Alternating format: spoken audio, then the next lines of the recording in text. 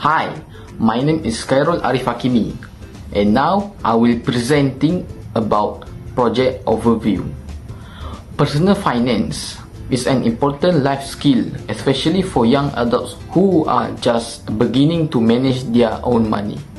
However, many students still struggle when it comes to budgeting, saving and investing, or protecting themselves from financial risk.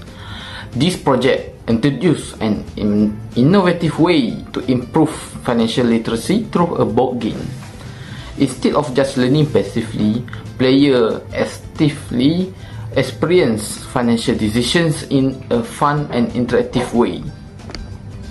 The scope of our projects covers 5 key areas of personal finance: income, expenses, savings, investment, and risk management.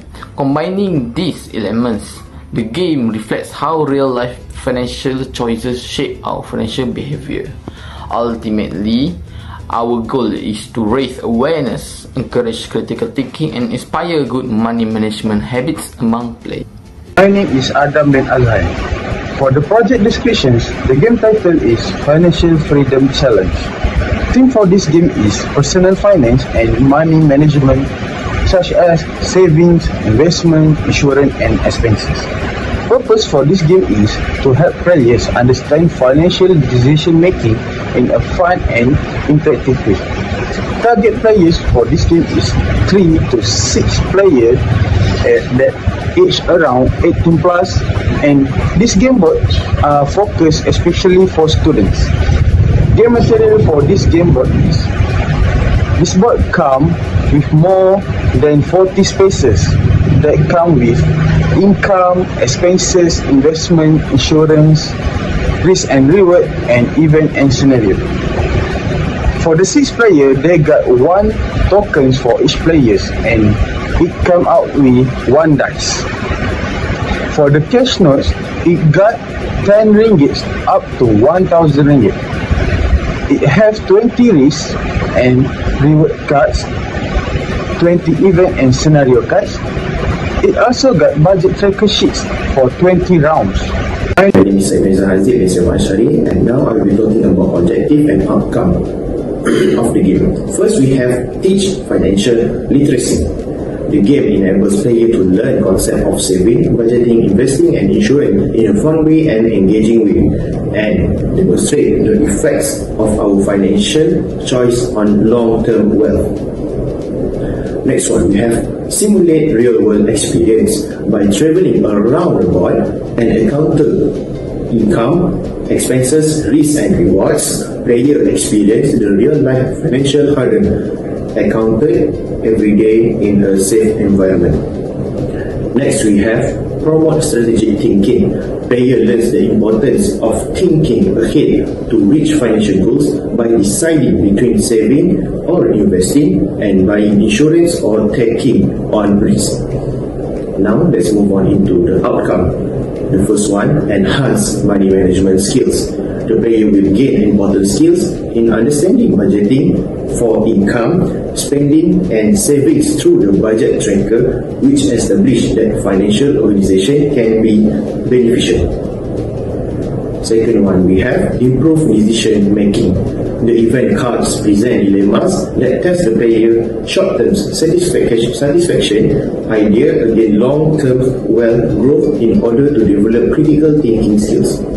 Last but not least, we have underwriting, risk, and insurance. The player will witness negative events that can impact their wealth in terms of traffic accidents or emergencies, and appreciate how insurance can help protect their wealth from these risks, while reinforcing that maintaining wealth as ongoing cost. That's all from me.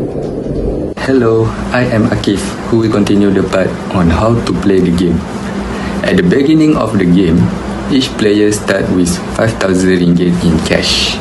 Everyone also gets a budget tracker sheet to keep track of their money, savings, and spending. The risk or reward cards and the scenario and event cards are shuffled and placed on the board to be used during the game.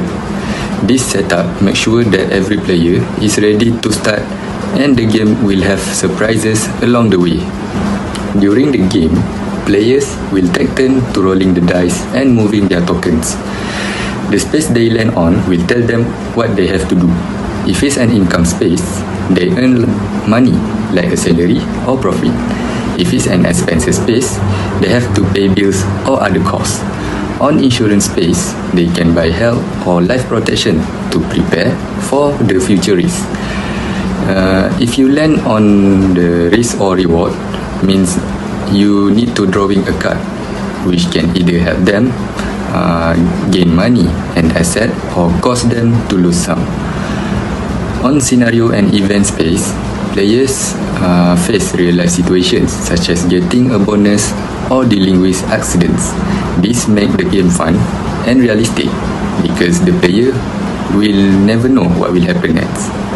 Next, the game is played for 20 rounds. When the rounds are over, each player must calculate their net worth. This is done by adding up their cash, savings and investment, and then subtracting any debts or liability. The player who has the highest net worth at the end is the winner. This shows that the key to winning is making smart choices about money, just like in real life.